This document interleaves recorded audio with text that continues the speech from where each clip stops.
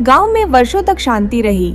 माया और अंजलि की आत्माओं की कहानियां केवल पुरानी यादों में बदल गईं। लोग सोचने लगे थे कि अब उनकी आत्माएं मुक्त हो चुकी हैं और उन घटनाओं का अंत हो गया है। लेकिन अचानक गांव में अजीब घटनाएं फिर से होने लगीं। गांव के एक युवक कर्ण को माया की पुरानी हवेली के पास कुछ अजीब सी आवाजें सुनाई देने लगीं।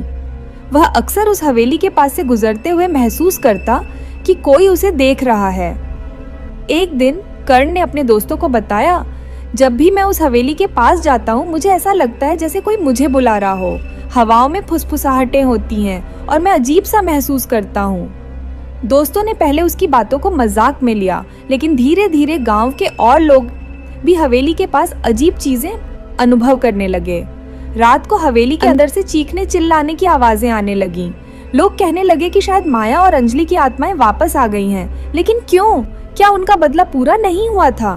कर्ण ने इन घटनाओं की सच्चाई जानने का फैसला किया। एक रात वह उस पुरानी हवेली के पास गया। हवेली के अंदर घुप अंधेरा था, लेकिन कर्ण ने हिम्मत करके अंदर कदम रखा।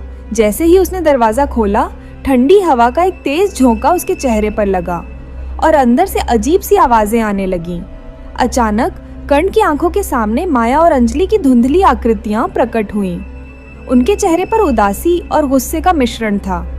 कर्ण को देखकर वे कुछ पल शांत रहीं, फिर माया बोली, हमारा बदला पूरा नहीं हुआ है।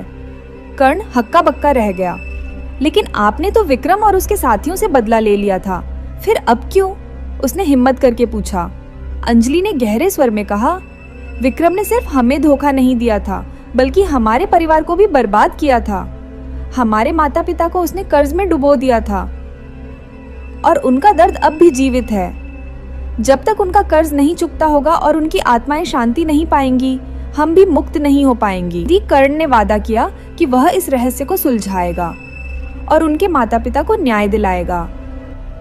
उसने गांव के बुजुर्गों से बात की और पता चला कि विक्रम ने अपने धोखाधड़ी से माया और अंजलि के परिवार की संपत्ति हड़प ली थी। अब कर्ण का मिशन था कि वह उस संपत्ति को वापस लाकर उनके परिवार को न्याय दिलाए। लेकिन इस राह में और भी बड़ी मुश्किलें थीं, क्योंकि विक्रम का परिवार अब भी उस संपत्ति पर कब्जा किए हुए था। कर्ण को न केवल उस संपत्ति को वापस लाना था, बल्कि माया और अंजलि की आत्माओं को हमेशा के लिए मुक्त भी करना था। अब कहानी ने एक नया मोड़ लिया था। बदला सिर्फ प्यार का नहीं, बल्कि परिवार और न्याय का भी था।